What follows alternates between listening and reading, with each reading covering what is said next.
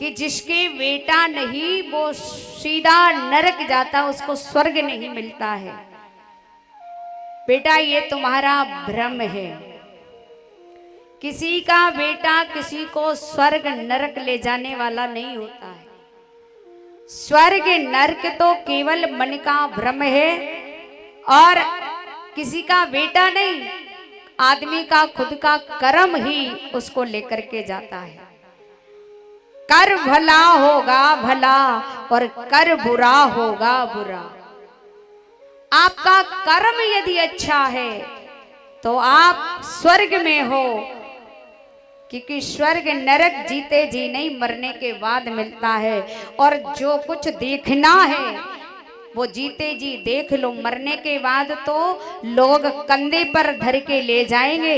आगे वाले भी बोलेंगे, पीछे वाले भी बोलेंगे, पर बीच वाला नहीं बोलेगा। ना वो बोलेगा ना वो सुनेगा।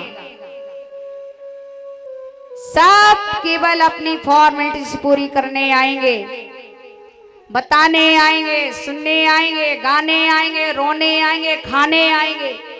पर आपका कर्म उस समय आपको बताएगा कि मरने के बाद यदि 4 आदमी आकर के कहें कि भलो आदमी हतो और मोहल्ला खाली कर गयो, तेरे बिना हम लोग अधूरे हो गए, तो आप समझ लेना कि आप स्वर्ग में थे। और मरने के बाद 4 जन थूके आकर के लाश पे, कहें भैया भलो भो जो मरो। आफत छूटी, गांव खाली हो गया, अच्छा हुआ मर गया। यदि ऐसे लोग खुशियां मनाने आए तो आप समझ जाना आप नरक में थे और नरक में ही गए हो। इसलिए भैया अच्छे कर्म कर लो, बेटा किसी को स्वर्ग लेकर के नहीं जाएगा। नहीं तो आप अपने अपने सीने पे हाथ रख के बोलो कि कितने लोग सुखी हैं अपनी औलाद से और कितने दुखी हैं। आज बेटा की शादी नहीं हुई है तो माताओं कम से कम तुमको भोजन की तो पूछता है, और शादी हो जाए तो केवल अपनी बीवी की सुनेगा। और जब बीवी की सुनेगा, बहू गालियां दे, बहू दुत्कारे, बहू लड़ाई करे तो दुख नहीं होता है। पर जब अपना खून, अपना ही जियाया अपना लड़का आकर के सामना करता है, तब आत्मा रोती है। और तब मैया कहती अच्छा होता यदि पता लग जाता कि तू इस हालत में हमको रखेगा तो तुझे जन्म ना देते।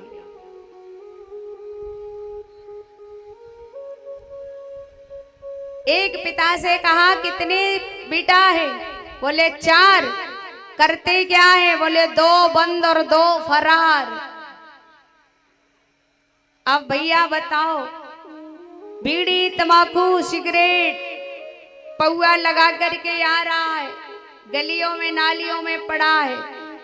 कोई पड़ोसी आकर के पिता को बताता है तुम्हारा लड़का वहां पड़ा है दारू के नशे में। तो अब बताओ कि तुम ऐसी औलाद से, ऐसी संतान से किस प्रकार से तुम संतानवान हो। जो पिता कभी अपने घर से लांग करके कोर्ट कचहरी ना गया और उनके लड़के के कर्म कांडों से उसको थाने में जाना पड़ रहा है, पुलिस वालों की गालियां सुनने पड़ रही हैं, समाज का दुत्कार सहना पड़ रहा, अपमान सहना पड़ रहा है, ऐसी संतान से कौन संतानवान कहलाएगा।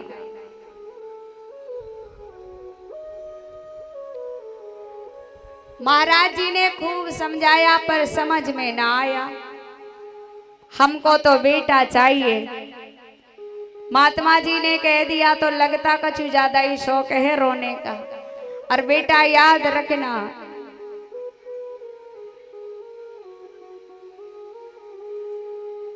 दिल की जमी पर जब फसल यादों की बोगे,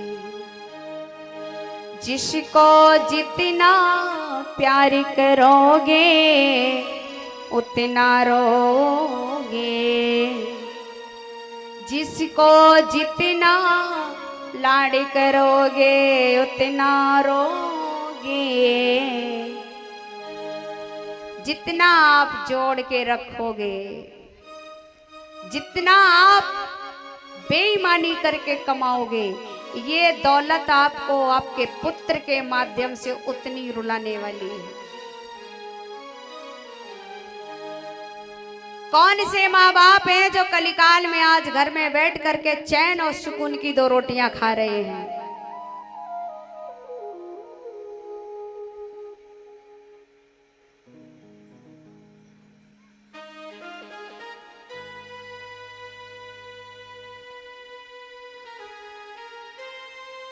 माँ बाप ने जीवन बिता दिया, जिन बच्चों के लाने, और बेही माँ बेही बाप मताई रोवे 2 रोटी के लाने। रोटियां मिल रही हैं तो तानों की मिल रही हैं दादा, लेकिन बाहरे इंसान मोह तेरा इतना प्रबल है कि आज भी घर छोड़ने को मन नहीं कर रहा है। आज भी वो ईश्वर याद नहीं है।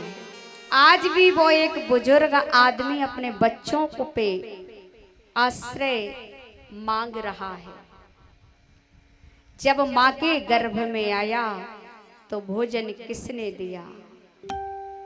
जन्म हुआ उससे पहले माँ के दूध आ गया, वो दूध कहाँ से आया? तू आया उससे पहले तेरी माँ की गोद तैयार थी, तेरा भोजन तैयार था, तेरी देखभाल करने के लिए व्यवस्थाएं थी, घर था, सब कुछ था। जो माँ के गर्भ में भोजन दे सकता है, क्या वो बाहर नहीं देगा? लेकिन हम लोगों ने कभी परमात्मा का धन्यवाद किया ही नहीं। पंडित जी ने बहुत प्रकार से समझाने का प्रयास किया, पर आत्मदेव के कोई बात समझ में नहीं आई। कहा महाराज हमको तो केवल बेटा चाहिए, और यदि बेटा नहीं दोगे तो आपके सामने ही इस जल में कूद करके मर जाएंगे, पर घर लौट करके नहीं जाएंगे।